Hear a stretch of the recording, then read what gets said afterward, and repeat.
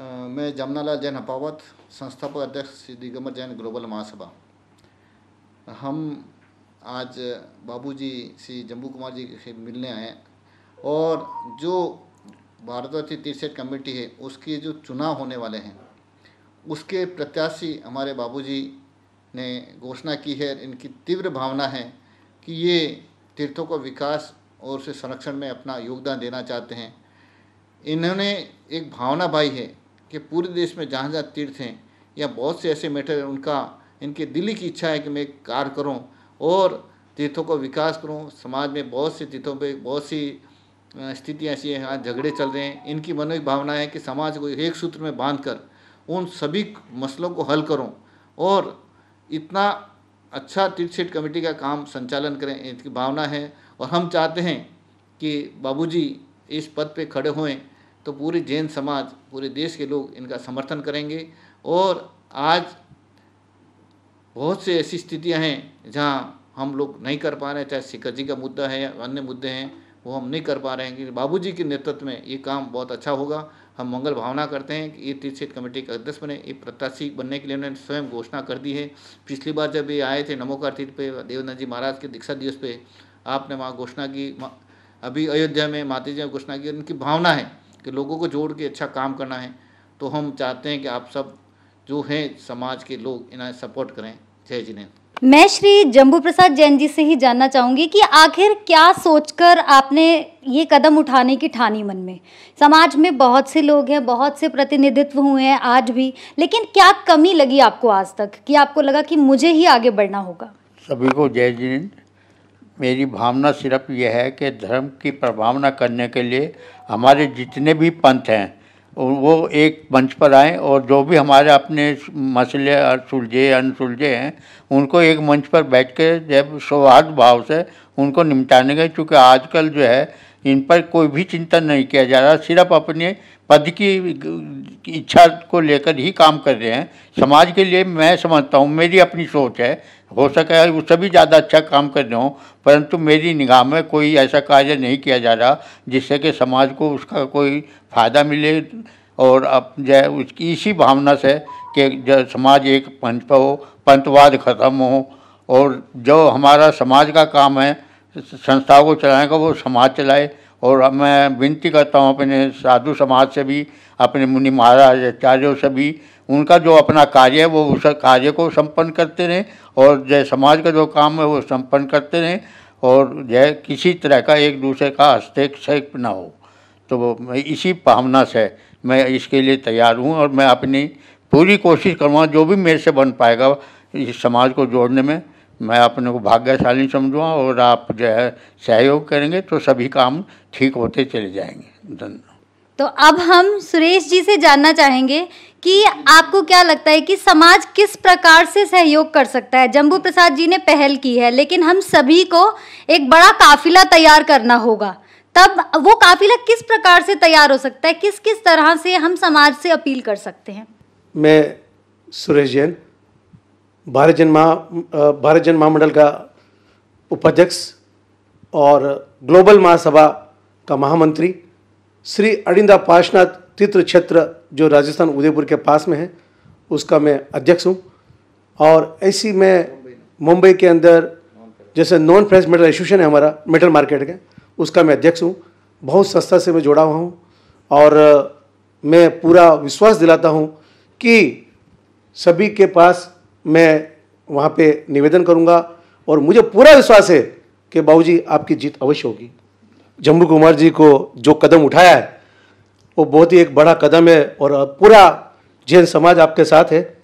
मैं आपको पूरा विश्वास दिलाता हूँ कि हम सभी आपके साथ जुड़े रहेंगे और क्योंकि समाज के अंदर आपके जैसे व्यक्ति का बहुत महत्व है और हम सभी से निवेदन करेंगे, सभी से उनके बारे में बताएंगे कि अगर कुछ समाज को अपने को किसी भी कारण और अपने को सही मार्गदर्शन मिले तो इसके लिए उनको सहयोग करना चाहिए अपने को।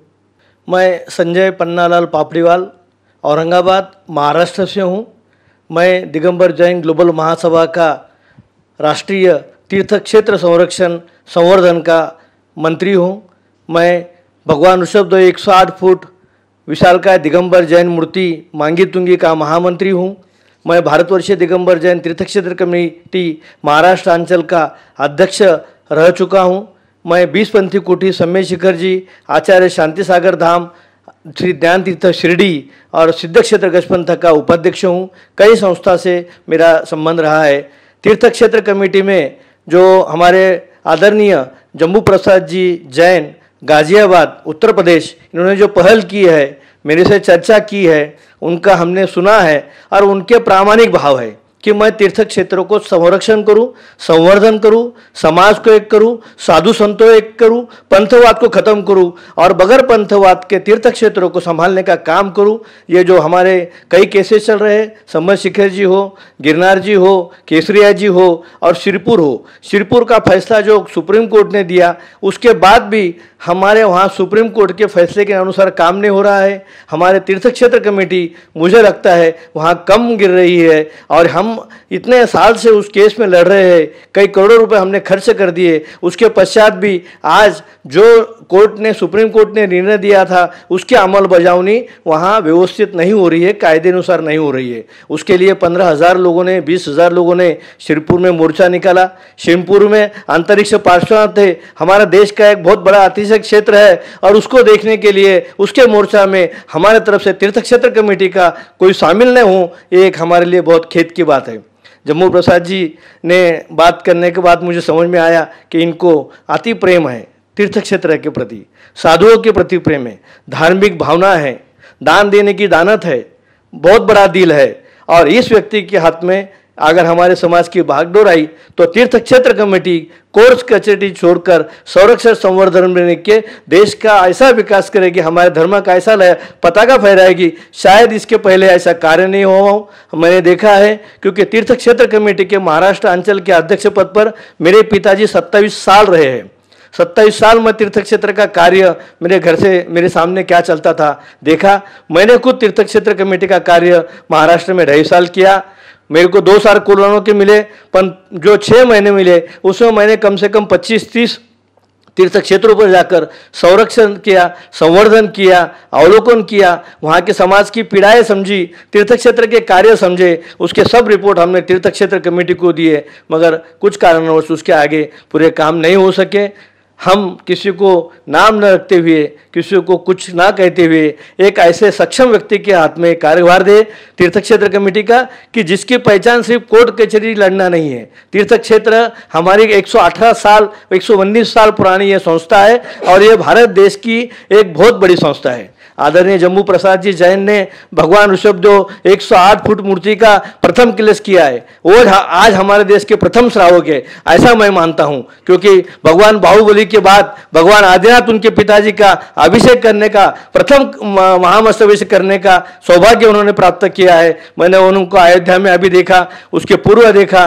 मैंने माताजी ज्ञानमती माताजी से हो, हमारे पीठाधीश रविंद्र कीर्ति स्वामी जी से हो, उनके बारे में सुना है, उनसे मिला है। कई लोगों से मेरी तीर्थ क्षेत्र कमेटी में चर्चा हो रही है। मैं बता दूं कि हमारे जितने मतदान हैं उसमें से 30% मतदान हमारे महाराष्ट्र में है, कई मतदान राजस्थान में है। पूरे देश के लोगों को हम जोड़कर तीर्थ क्षेत्र कमेटी में बाबूजी को यश दिलाएंगे। मैं तो चाहता हूं कि पूरा समाज इनके पीछे खड़ा रहे, इनको चुनाव इन्हें लड़ना पड़े, क्योंकि हम चुनाव के पक्ष में नहीं हैं, हम एकता के पक्ष में हैं। बिन निर्विरोध इनको चुना जाए इस पक्ष में है। साधु संत इनको अपना आशीर्वाद दे, कई साधु संतों ने इनको आशीर्वाद दिया है। और निश्चित हमारे इनकी उम्र को मत देखो, क्योंकि ये आज दिखने को 74 साल के है, पर ये मुझे तो लगता है 17 साल के लगते हैं, इतने घूमते हैं, यंग बिल्कुल घूमते हैं। और भावना बहुत बड़ी है, दिल बहुत बड़ा है।